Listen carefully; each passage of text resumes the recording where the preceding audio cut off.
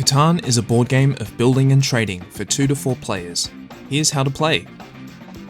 The objective of the game is to be the first player to reach 10 victory points, which can be earned by building settlements, earning achievements, and buying certain development cards. If it's your first time playing, set up the board as pictured in the instruction booklet, followed by the numbers. These can be randomized in later games for more varied play. Each type of terrain produces one type of resource. The hills make clay, forest makes wood, mountains make stone, fields make wheat, the pastures make sheep, and the desert makes nothing. These resources are used to build settlements and purchase development cards. Players roll the dice to determine who goes first, beginning the initial settlement placement phase. In a clockwise direction, each player places one settlement on the corner of any terrain tile, and one road connected to that settlement on an edge of that tile.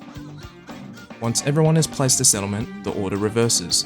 The last player to place a settlement places their second, followed by the player before them, and so on.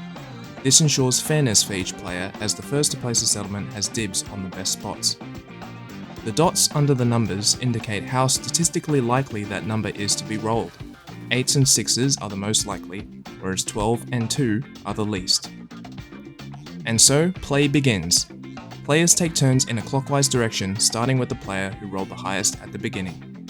On a player's turn, they first roll the dice. Then, if any players have a settlement on any corner of the terrain tile whose number was rolled, they get one resource from that terrain. If they have 2 settlements around the terrain, they get 2 of those resources, and 3 resources if they have 3.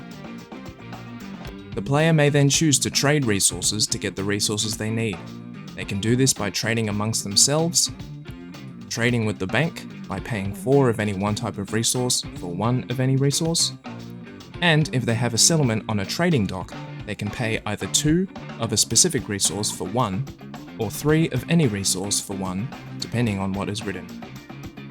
Only the player whose turn it is can trade with others. The other players cannot trade amongst themselves. Players can also build.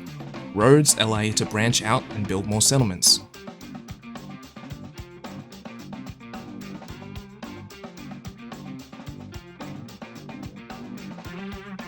Settlements are worth 1 victory point each.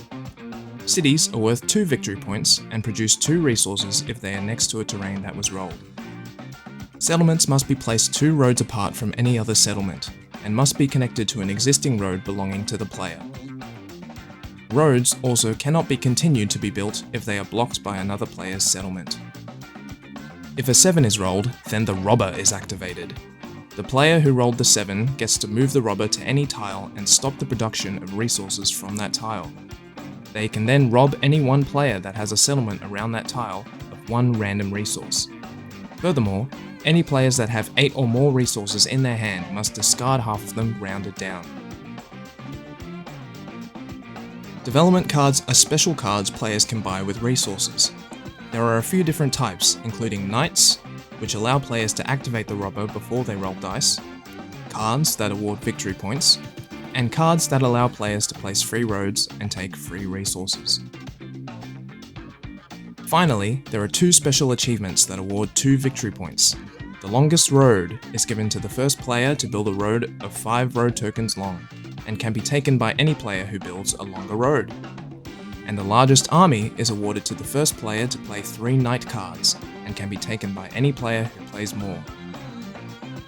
As soon as any one player reaches 10 victory points, they are declared the winner. Catan is available in-store or online at hobbyco.com.au.